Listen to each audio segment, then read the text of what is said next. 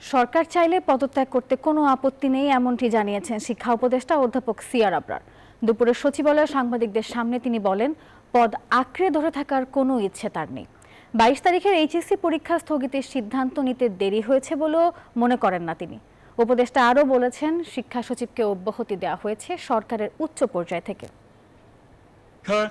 যদি আমরা যেন নেই, কারণ অনেক বাচ্চারা আমরা তো সেরকমভাবে অ্যাফেক্টেড হয়নি, আমরা চাই পরীক্ষাটা হয়ে যাক, সেটাও আমাদের বিবেচনার মধ্যে নিতে হয়েছিল। সেক্রেটারি রিজাইন করেছেন, যারা রিজাইন করেছেন মানে কি ওনাকে অব্যাহতি যেটা দেওয়া হয়েছে সেটা উচ্চতর একটা কমিটির সিদ্ধান্ত। দ্বিতীয়ত হচ্ছে আমার চাওয়া হয়েছে, আমি নিজের থেকে করার কোনো অভিপ্রায় নেই, আমার তো নিয়োগকর্তাও রয়েছেন, তারাও যদি এখানে মনে করেন যে এখানে ব্যত্যয় ঘটেছিল তো আমাকে যেতে বললে আমি অবশ্যই চলে যাব। দর্শক, এই বিষয়ে আরো খবর জানাতে সচিবালয় থেকে আমাদের সঙ্গে যুক্ত হচ্ছেন সহকর্মী শাহনাজ ইয়াসমিন। ইয়াসমিন, জানাবেন শিক্ষা উপদেষ্টা আর কি কিছু বলেছেন কিনা, আর কোনো তথ্য আপনার কাছে আছে কিনা এই বিষয়ে? বান্ডেল থাকলে প্রতি সেনমানিতে টাকা বাঁচবে। বিকাশ সেনমানি বান্ডেল কিনে জিতুন প্রতি লেনদেনে। নাফিস, আপনাকে ধন্যবাদ জানাচ্ছি। গত পরশুদিন যখন এই দেশের সবচেয়ে মর্মান্তিক ঘটনা ঘটলো, মাইলস্টোনে বিমান বাহিনীর প্রশিক্ষণ বিমান পড়ে এতগুলো ছোট প্রাণ ঝরে গেল, এবং এরপর তারপর দিন 22 তারিখেই ছিল এইচএসসি পরীক্ষা ছিল, এবং সারাদিন তো সরকার, রাষ্ট্র, সারা দেশের মানুষের মনোযোগ সেখানে ছিল।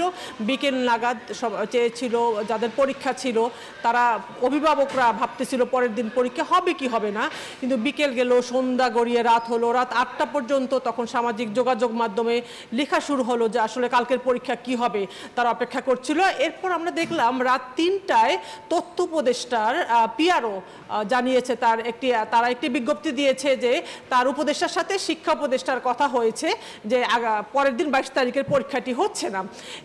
তার পরের দিন তো পরীক্ষা সকালবেলা সকাল 8:30টার দিকে আন্তঃমন্ত্রণালয় বোর্ড, যেটি ঢাকা বোর্ড, সেখান থেকে একটি গেজেট প্রকাশ করা হয়েছে, অর্ডার দেওয়া হয়েছে। তো এই বিষয়টি নিয়ে আসলে অভিভাবক সহ শিক্ষার্থী এবং সারা দেশের মানুষের মধ্যে একটা ক্ষোভ হয়েছে যে কেন দেরি হলো এত বড় সিদ্ধান্ত নিতে। সেক্ষেত্রে গতকাল আমরা দেখেছি যে আসলে সারা এইচএসসি পরীক্ষার্থীরা সচিবালয়ের সামনে এসে বড় ধরনের বিক্ষোভ করেছে, এবং সচিবালয়ের মধ্যে পুলিশের সাথে ধাওয়া পাল্টা ধাওয়া ঘটেছে। তাদের একটাই দাবি ছিল শিক্ষা উপদেষ্টার পদত্যাগ, শিক্ষা সচিবের পদত্যাগ। বিকেল নাগাদ আমরা দেখলাম শিক্ষা সচিবকে সরকার অব্যাহতি দিয়েছে।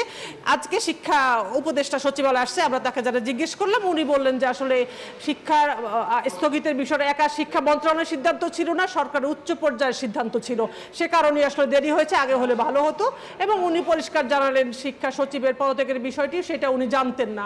এখন উনি আসলে এখন এই মুহূর্তে শিক্ষা উপদেষ্টা বিভিন্ন মন্ত্রণালয়ের উপদেষ্টাদের সাথে বৈঠক করছেন পরবর্তী সিদ্ধান্ত। হ্যাঁ নাফিসা। ইয়াসমিন, ধন্যবাদ আপনাকে।